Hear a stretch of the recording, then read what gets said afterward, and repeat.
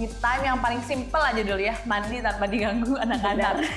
Kenapa sih perempuan itu harus punya penghasilan sendiri? Kalau kita punya kemandirian secara finansial lebih baik. Pasti sebelum nikah kita punya cita-cita. Bukan berarti aku menghasilkan peran ibu rumah tangga ya, tetap jadi prioritas. Makanya tadi sebelum sini tetap mom duty dulu yang Asuransi yang wajib orang punya tuh apa sih? yang namanya meninggal itu unpredictable. Tapi kalau anak-anak masih usia sekolah itu problem.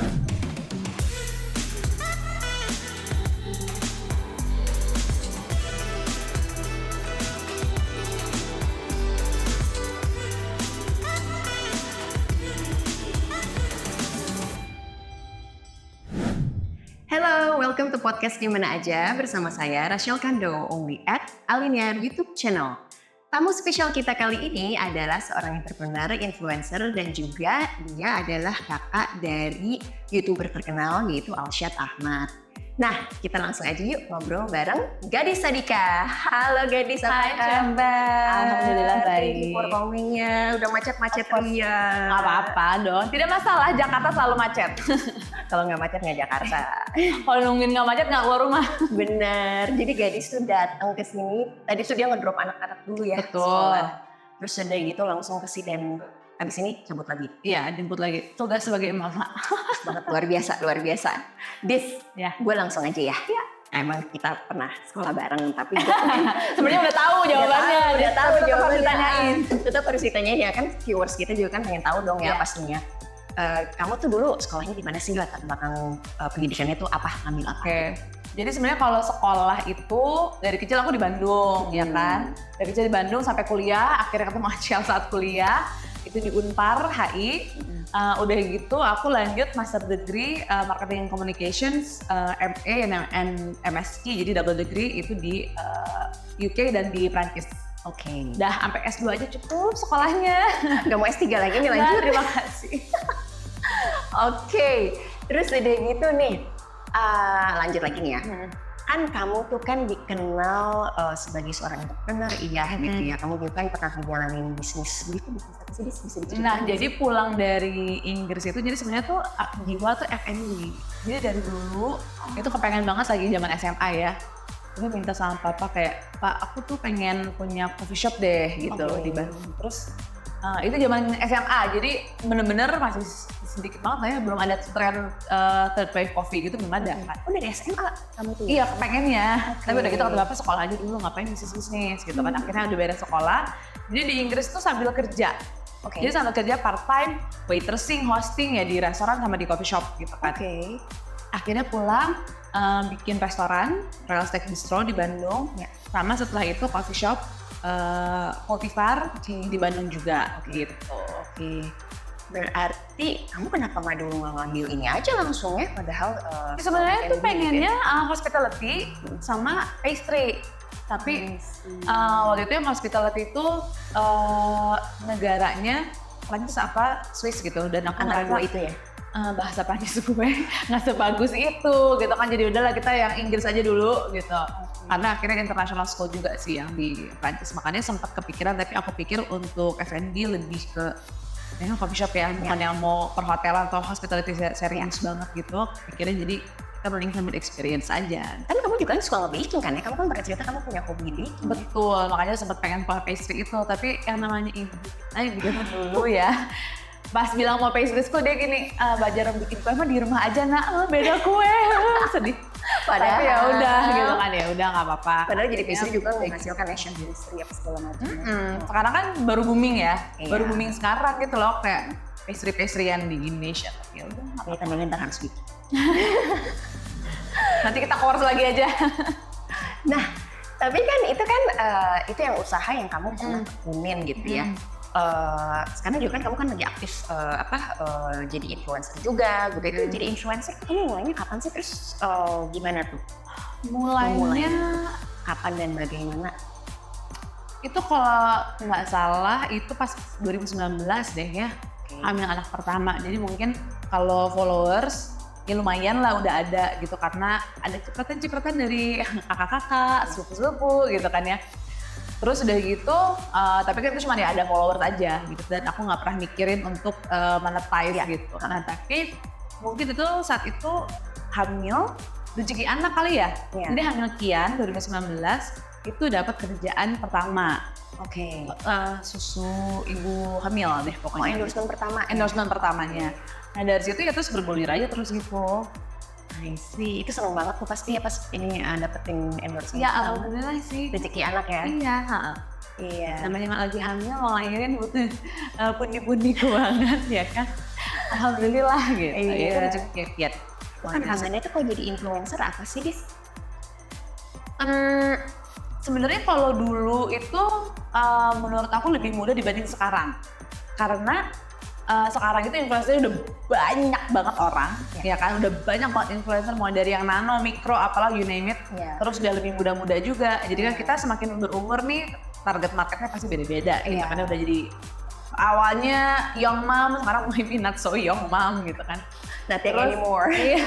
Terus udah gitu, sekarang tuh orang udah pintar-pintar karena kan udah ada AI juga, ada aplikasi juga yang memudahkan orang untuk produksi konten. Ya. Gitu. Jadi mungkin tantangannya untuk selalu keep up dan bisa jadi fresh terus gitu loh konten kita. Iya. Nah, Des, aku tuh kan ngeliat Instagram kamu gitu ya. Kamu tuh kan aktif banget sih ya. Ngurus anak, ngurus suami, terus udah gitu. Terus nih Sofi. Terus udah gitu, aku juga suka ngeliat apa kamu juga kerja gitu ya. Terus udah gitu masih sempet olahraga kayak gitu ya. Nih aku mau tanya, kenapa sih perempuan itu harus punya penghasilan sendiri? Karena kamu kan dulu kan basicnya kan entrepreneur dan aku lihat sangat aktif banget gitu loh. Sebenarnya kenapa perempuan harus punya penghasilan sendiri? Jadi gini, kadang-kadang kita di society kalau di Indonesia terutama ya, selain secara culture juga mungkin mayoritas agama yang saya tahu muslim gitu ya, menganggap bahwa pencari nafkah itu laki-laki dan perempuan itu mengurus anak di rumah gitu kan.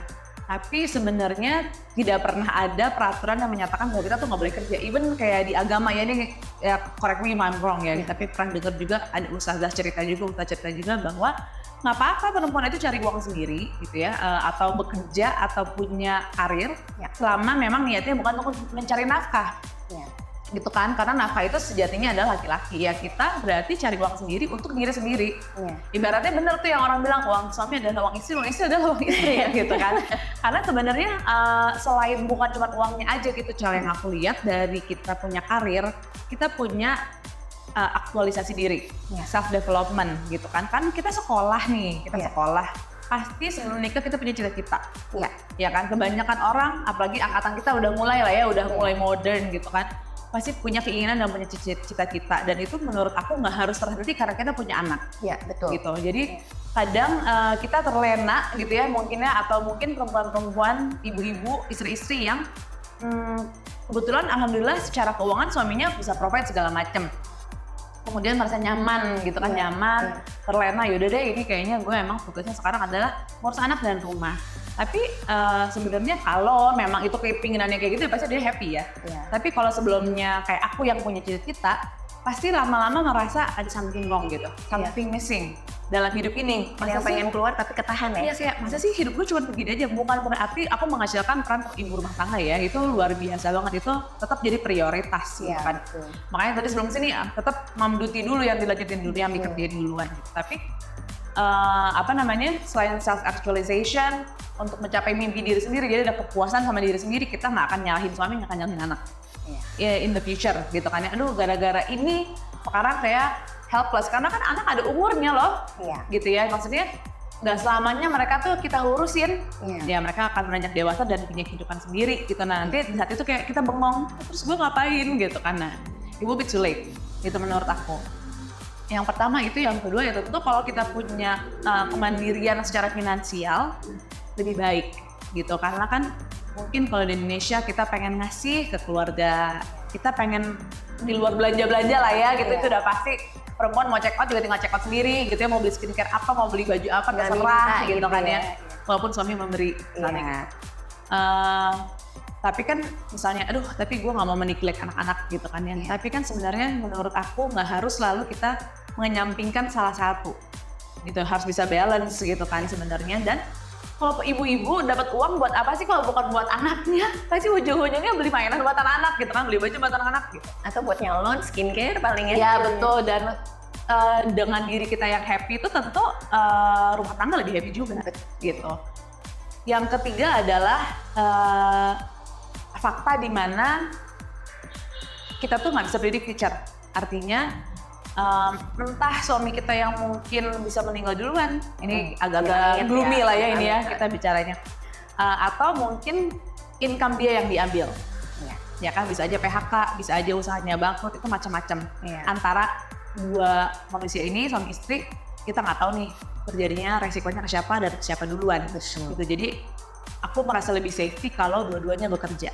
Apalagi zaman sekarang ya, udah nggak kayak zaman dulu, udah beda kan. Uang sekolah anak bikin mata perih, lihat. Benar, itu tuh aduh, dan naik terus tiap tahun. Kan kita pengen ngasih yang terbaik lah untuk anak-anak gitu, dan udah bukan kayak aku juga menyadari bukan saatnya lagi untuk misalnya ke suami gitu ya, pokoknya lu cari, gua nggak mau tahu ya lo dari mana, kan nggak bisa kayak gitu juga. Lebih baiknya aku merasa ya ini pendapat aku sendiri, aku juga bisa ada kontribusi.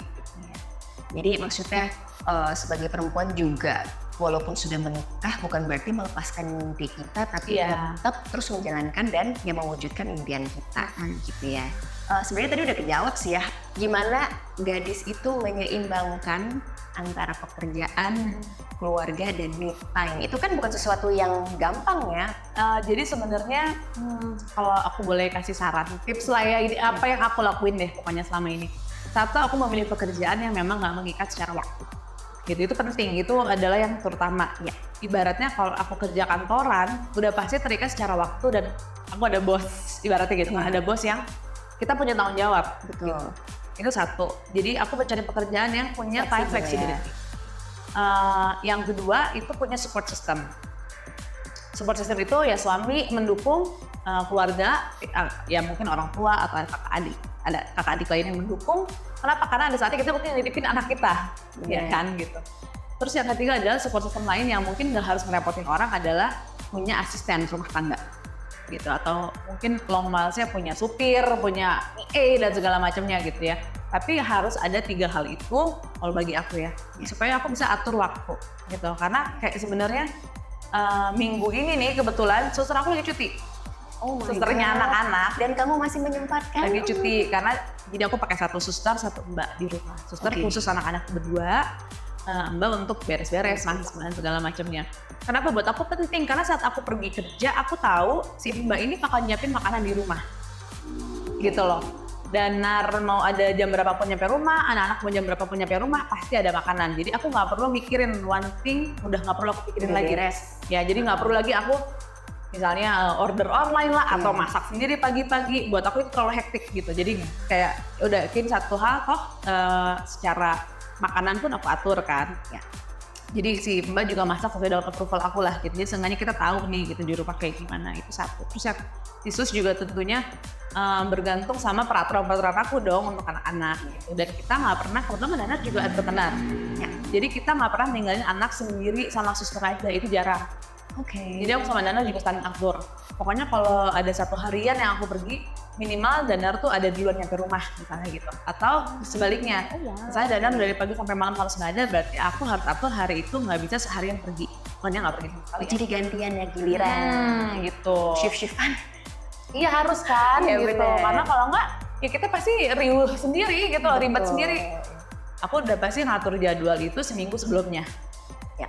Jadi minggu ini tuh udah aku atur jadwal buat minggu depan, meeting, shoot konten, apapun itu udah. Berarti kalau misalnya lo kayak tiba-tiba hari ini, nanti lunch yuk, belum tentu aku bisa.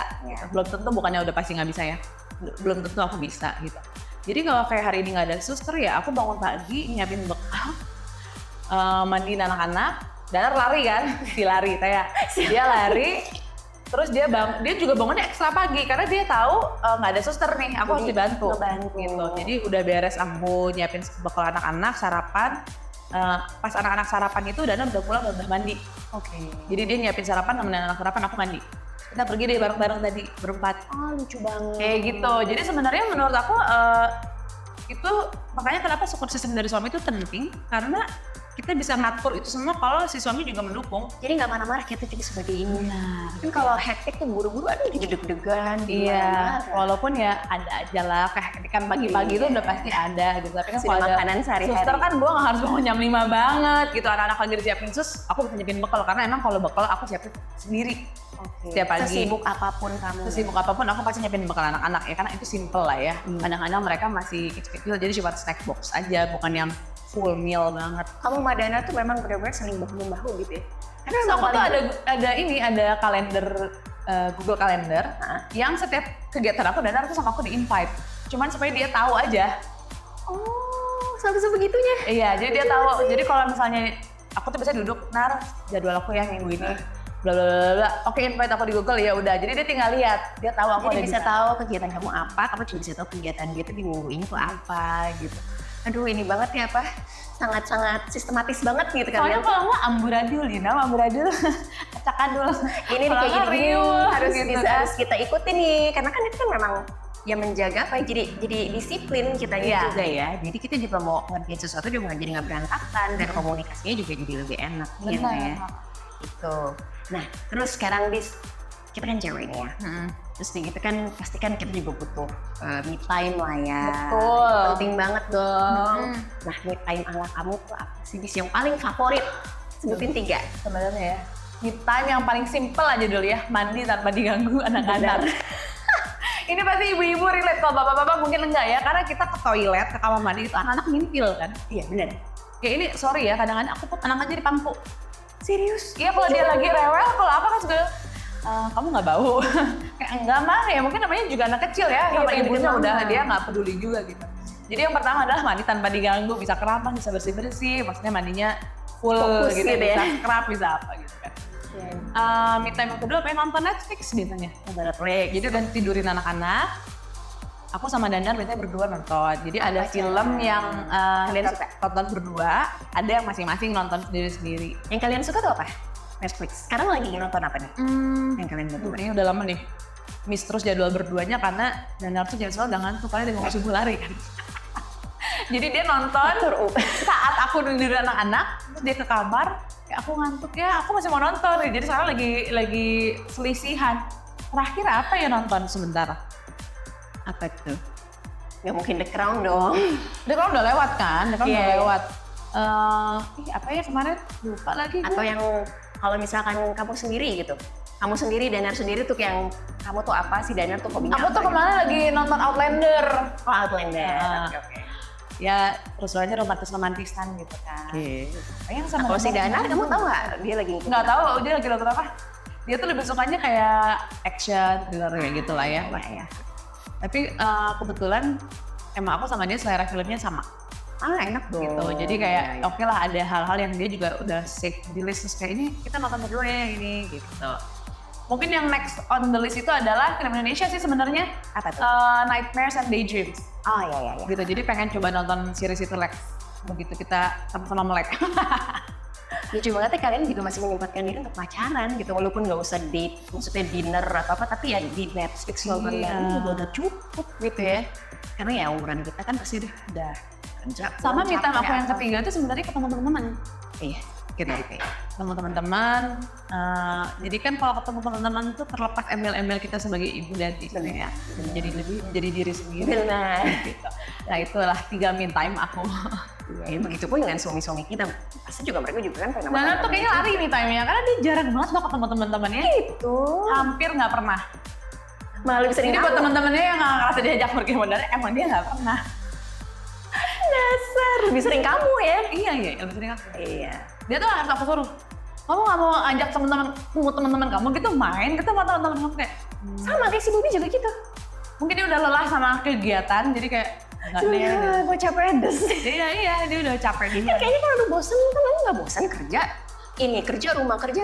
Lu pergi dia sama teman-teman lu apa deh gitu ya. Iya. Gue sih nggak masalah karena gue juga happy gitu kan. Iya, begitu nggak sih? Iya, nggak masalah. Gue lebih Iya. suka, apalagi kan maksudnya kalau kita entrepreneur kan main itu nggak cuma main, Iya. itu building connection juga. Iya, benar. Bis sekarang tuh kan kamu juga kan selain punya usaha sendiri, jadi seorang influencer, kamu juga kan sekarang lagi fokus menekuni di bidang finansial ya. Nah, boleh ceritain nggak sih apa yang kamu di bidang finansial itu tuh yang kamu tekuni tuh bidang apa?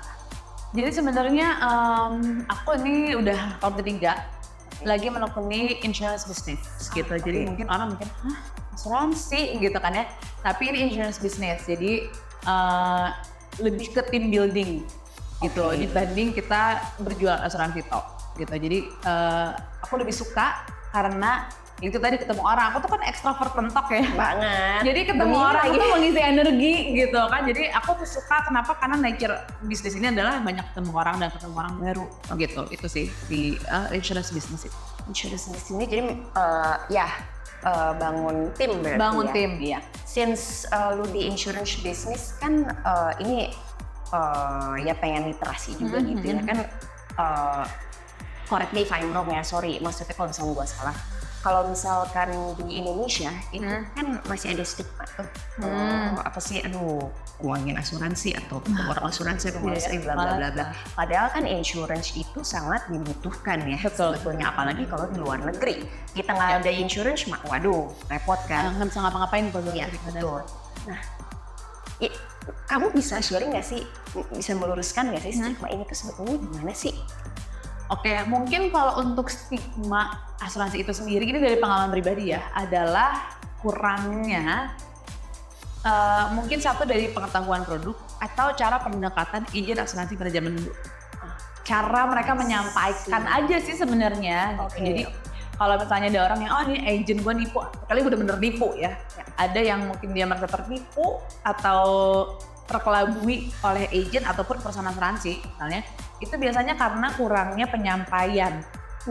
Karena ini pengalaman aku pribadi dulu, aku pernah ambil asuransi saat belum menekuni bisnis ini, ngambil asuransi sebelum nikah sama Danar kan.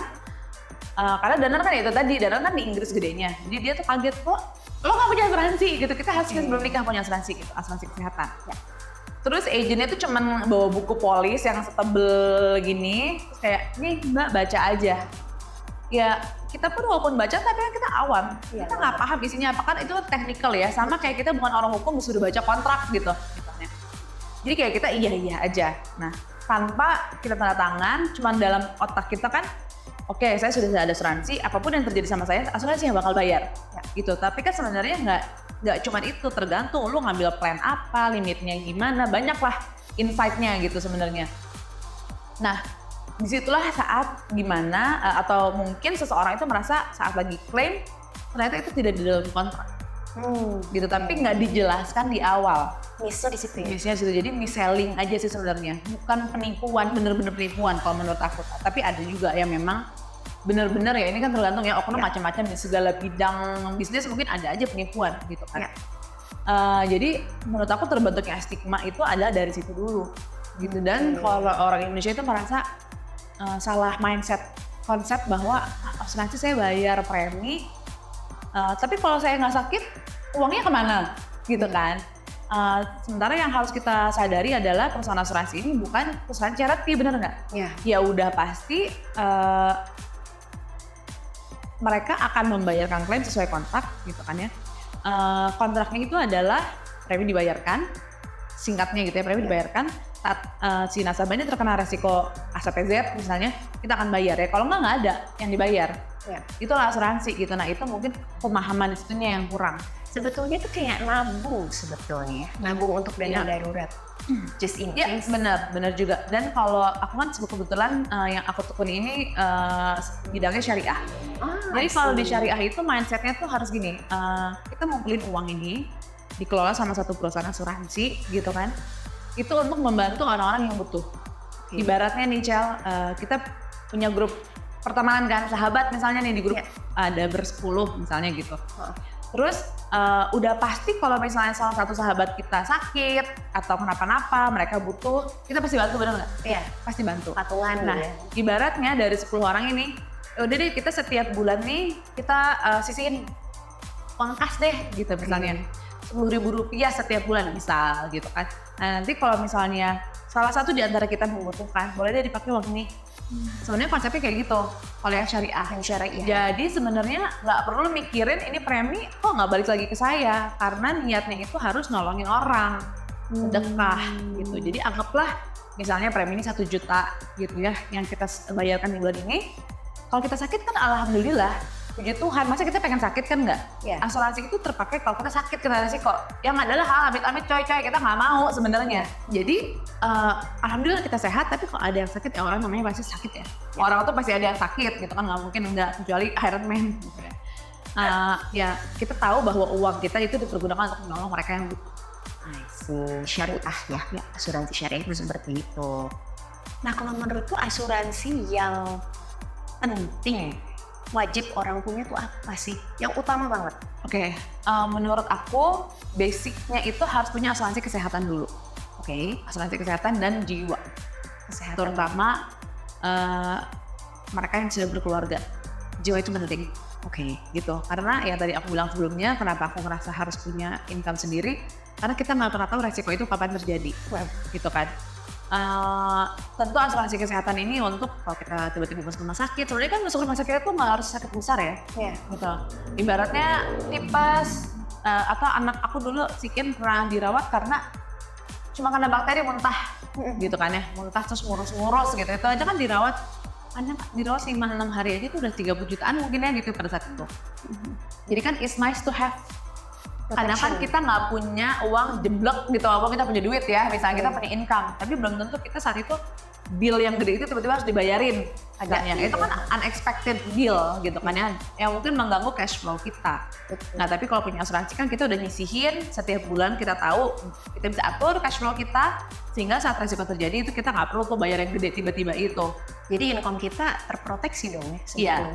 Nah kalau misalnya untuk proteksi income itu lebih ke jiwa gitu, atau mungkin nah ada lagi produk lain critical illness gitu kan ya. Nah kenapa jiwa tadi aku bilang penting hari ini handphone health menurut aku, karena yang namanya meninggal itu unpredictable. Amit-amit ya. Ya. Dan pasti terjadi. Ya. Gitu kan, pasti terjadi, tidak ada yang immortal gitu kan. Nah apalagi punya anak. Kalau kita panjang umur, bersyukur alhamdulillah panjang umur, anak-anak udah gede, udah pada kerja, udah punya kehidupan masing-masing, kita meninggal mungkin it doesn't really matter. Ya, maksudnya secara finansial ya, ini kita ngomong ya, bukan secara emosional. Ya. Tapi kalau anak masih usia sekolah, Itu gimana? itu problem. Ya. Gitu kan, problem untuk kitanya yang meninggal mungkin ya udah kita kan selesai hidup kita, tapi problem untuk yang mereka yang ditinggalkan. Betul. Apalagi yang meninggal itu misalnya pencari nafkah. Gitu, makanya kenapa jiwa itu penting gitu, asuransi jiwa gitu. Jadi walaupun misalnya punya BPJS kah atau asuransi kantor kah, itu bagus gitu, apalagi BPJS kan sebenarnya subsidi, jadi kalau kita mampu ya bayar aja gitu. Itu mensubsidi mereka yang tidak mampu kan juga gitu. Kalau dari kantor ya udah pasti itu benefit dari kantor, kita bisa manfaatin gitu, karena mungkin ada yang dari kantor di cover atau yang nggak di cover, kita bisa cover pakai asuransi swasta. Berarti kalau misalkan ada orang yang punya BPJS, tapi dia pengen nambah asuransi misalnya swasta pribadi gitu ya, bisa ya, atau sebaliknya nggak apa-apa Bisa ya? banget, nggak masalah, itu kan nggak berseberangan. Oke. Gitu. Karena kan memang ada yang di cover sama BPJS, ada di asuransi. Betul, yang nggak bisa itu adalah double claim. Oh, double claim. Yang nggak bisa. Jadi misalnya udah pakai BPJS atau pakai asuransi kantor, terus mau klaim juga ke asuransi swastanya nggak bisa. Oh, kalau udah dibayarin gitu kan, berarti kan itu namanya kita mencari cuan ya. Betul. Itu nyari cuan dari sakitnya diri sendiri. Gitu. Benar. Jadi selama kan intinya adalah yang penting kita nggak usah keluar duit lagi saat kita sakit gitu. Oke. Spill dong 3 tahun ke depan ya, 3-5 tahun ke depan. Kamu tuh pasti punya rencana dong. Itu rencana kamu tuh pengen achieve apa sih dalam 3-5 tahun ke depan? Aku pengen achieve financial freedom. Financial freedom and time freedom otomatis. Oke. Karena di saat bedanya saat kita financial freedom artinya kita punya banyak resource, kita punya banyak uang kasarnya gitu ya, maka waktu menjadi fleksibel. Bener nggak? Betul. Jadi ya itu, sekarang kita umur Udah mau ya. umur 38 ya, udah kita ngomong aja umur 38. berarti aku merasa 3-5 tahun lagi aku masih 40-an nih. Ya. Masih bisa seger kayak baulan, masih cantik gitu kan ya. Baulan. Selama ada ini kan. Jadi Betul. dengan financial freedom aku masih bisa sehat, istilahnya gitu ya. Bukan cuma cantik tapi sehat sehingga bisa menemani anak-anak. Karena in 3-5 tahun ke depan itu anak-anak mungkin SD, SMP, udah remaja. Yang seharusnya aku bisa lebih fokus. Ya. Gitu karena kan ya kita tahu lah usia remaja, kenakalan remaja, puber, lebih penting daripada Challenging-nya toddler beda lagi. gitu kan. Kalau toddler kan musiknya di rumah doang nih, barang kamu stuck gitu kan. Kalau teenager lebih beda lagi challenge-nya. Jadi aku pengen fully present buat mereka sehingga ya kita harus financial freedom dulu gitu. Karena kan semuanya butuh duit, apalagi berarti mereka sekolahnya ke jenjang yang lebih tinggi. Artinya ya lebih mahal lagi tuitionnya. Betul. Harus ngayuh terus ya kita tuh sebagai orang tua tuh ya. Benar. Bis, thank you so much ya buat your time. Kalau misalkan mau tanya-tanya tentang financial ke kamu. Boleh ke aku. Kalau akun pribadi aku Gadis C tadi. Tapi ada akun khusus untuk si insurance business ini @si_teh_gadis. Oh. Karena semua manggil aku Teteh di sana. Oke, @si_teh_gadis ada di layar kaca nanti. Oh ya, jangan lupa juga follow, like Instagram Aliniar @aliniar.id. Oh iya, FYI, podcast Gimana Aja kali ini berada di Gangko Oyaji. Gangko Oyaji merupakan brand furniture store asal Jepang. Jadi semua furniture di sini menawarkan berbagai jenis furniture asli dari Jepang. Proses pembuatannya pun dibuat secara handmade dan juga memiliki presisi yang detail dan sempurna. Nah, produk Gangko Oyaji juga kuat dan tahan lama loh. Selain itu, keunikan lain dari Gangko Oyaji adalah pemasaran. Karena dalam sekali produksi, jumlah furniture-nya pun dibatasi. Jadi, item yang akan Anda miliki sudah pasti limited edition. Penasaran sama Gangko Oyaji? Yuk, datang aja ke alamatnya di layar kaca berikut ini ya. Jangan lupa kunjungi like and follow Instagramnya di gangkooyaji.idn info lebih lanjut. Bis, thank you so much ya buat waktunya. Iya dong, sama-sama. Pleasure all mine. Senang banget bisa ngobrol-ngobrol, udah sharing literasi keuangan, terus udah gitu. Ya, semua yang berhubungan dengan kenapa sih kita harus financial freedom, mencapai segala sesuatu, sukses selalu buat Semoga bermanfaat ya. Ya, thank you so much ya. Bye, see you again.